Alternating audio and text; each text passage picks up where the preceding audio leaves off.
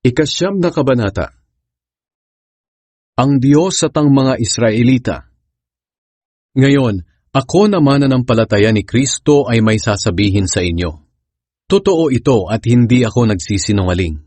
At pinapatunayan ng banal na Espiritu sa aking konsensya na totoo ang sasabihin ko.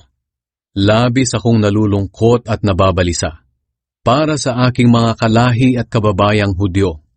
Kung maaari lang sana, ako na lang ang sumpain ng Diyos at mahiwalay kay Kristo. Maligtas lang sila. Bilang mga Israelita, itinuring sila ng Diyos na kanyang mga anak. Ipinakita niya sa kanila ang kanyang kadakilaan. Gumawa ang Diyos ng mga kasunduan sa kanila. Ibinigay sa kanila ang kautusan. Tinuruan sila ng tunay na pagsamba. Maraming ipinangako ang Diyos sa kanila. Ang kanilang mga ninuno'y mga pinili ng Diyos. At nagmula sa kanilang lahi si Kristo nang siya'y maging tao. Ang Diyos na makapangyarihan sa lahat, na dapat purihin magpakailanman. Amen. Hindi ito nangangahulugan na hindi natupad ang mga pangako ng Diyos, dahil hindi sila sumampalataya. Sapagkat hindi naman lahat ng nagmula kay Israel ay maituturing na pinili ng Diyos. At hindi rin naman lahat ng nagmula kay Abraham ay maituturing na mga anak ni Abraham. Sapagkat sinabi ng Diyos kay Abraham, ang mga anak lang na nagmumula kay Isaac ang mga lahi na aking ipinangako. Ang ibig sabihin, hindi lahat ng anak ni Abraham ay itinuturing na anak ng Diyos, kundi ang mga anak lamang na ipinanganak ayon sa ipinangako. Sapagkat ganito ang ipinangako ng Diyos sa kanya, babalik ako rito sa ganito ring panahon sa susunod na taon, at magkakaroon ng anak na lalaki si Sarah. Hindi lang iyon, kundi nangyari rin ang ganoon sa dalawang anak ni Rebecca sa ating ninunong si Isaac. Ipinakita rin ng Diyos na hindi lahat ng nagmula kay Abraham ay itinuturing na mga anak niya. Bago pa man ipanganak ang kambal, sinabi na ng Diyos kay Rebecca, maglilingkod ang nakatatanda sa nakababatang kapatid. Sinabi ito ng Diyos noong wala pa silang nagagawang mabuti o masama, para patunayan na ang pagpili niya ay batay sa sarili niyang pasya at hindi sa mabubuting gawa ng tao. Gaya nga ng sinabi ng Diyos sa kasulatan, minamahal ko si Jacob, pero si Esau ay hindi. Baka naman sabihin ng iba na hindi makatarungan ng Diyos. Aba hindi, sapagkat sinabi niya kay Moises, mahahabag ako sa gusto kong kahabagan. Maaawa ako sa gusto kong kaawaan. Kung ganoon, ang pagpili ng Diyos ay hindi batay sa kagustuhan ng tao o sa paggawa niya ng mabuti, kundi sa awa ng Diyos. Sapagkat ayon sa kasulatan, sinabi ng Diyos sa Faraon, pinayagan kitang mabuhay dahil dito, para maipakita ko ang kapangyarihan ko sa pamamagitan mo, at makilala ang pangalan ko sa buong mundo. Kaya nga, kinaaawaan ng Diyos ang ibig niyang kaawaan, at pinatitigas niya ang ulo ng ibig niyang patigasin. Ang galit at awa ng Diyos.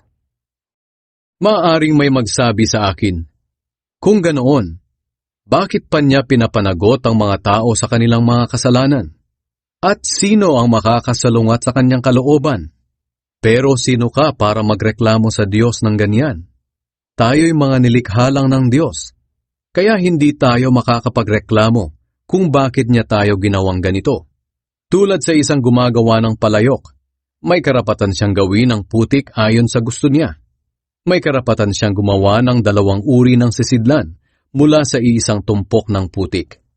Ang isa ay pang-espesyal, at ang isa naman ay pangkaraniwan lang. Ganoon din naman ang Diyos. Nais niyang ipakita ang kanyang kapangyarihan at matinding galit sa mga makasalanan. Pero minabuti niyang tiisin muna ng buong tiyaga ang mga taong dapat sanang lipulin na. Ginawa niya ito para ipakita kung gaano siya kadakila sa mga taong kinaaawaan niya, na inihanda na niya noon pa para parangalan. Ito'y walang iba kundi tayo na mga tinawag niya, hindi lang mula sa mga Hudyo, kundi mula rin sa mga hindi Hudyo. Ito ang sinabi ng Diyos sa aklat ni Hoseas. Ang dating hindi ko mga tao ay tatawagin kong mga tao ko. At ang dating hindi ko mahal ay mamahalin ko. At sa mga sinabihang, kayo'y hindi ko mga mamamayan, sila'y tatawaging mga anak ng Diyos na buhay. Tungkol naman sa mga Israelita, sinabi ni Propeta Isaias, kahit na maging kasindami pa ng buhangin sa tabing dagat ang lahi ni Israel, kakaunti lang sa kanila ang maliligtas. Dahil mabilis at matindi ang gagawing paghatol ng Panginoon sa mga tao sa mundo. Sinabi rin ni Isaias, kung ang Panginoong makapangyarihan ay walang itinira sa ating lahi, na tulad na sana tayo sa Sodom at Gomora. Ang Israel at ang magandang balita. Ano ngayon ang masasabi natin tungkol dito? Ang mga hindi Hudyo na hindi nagsikap na maging matuwid ay itinuring ng Diyos na matuwid nang dahil sa kanilang pananampalataya. Pero ang mga Hudyo na nagsikap na maituring na matuwid sa pamamagitan ng pagsunod nila sa kautusan ay nabigo. Bakit sila nabigo? Sapagkat nagtiwala sila sa kanilang mga gawa at hindi sila sumampalataya kay Hesukristo. Natisod sila sa batong nakakatisod. Gaya nga ng sinabi ng Diyos sa kasulatan, maglalagay ako sa Zion ng batong naging katitisuran sa mga tao at nakakapagpadapa sa kanila. Pero hindi mapapahiya ang mga sumasampalataya sa Kanya.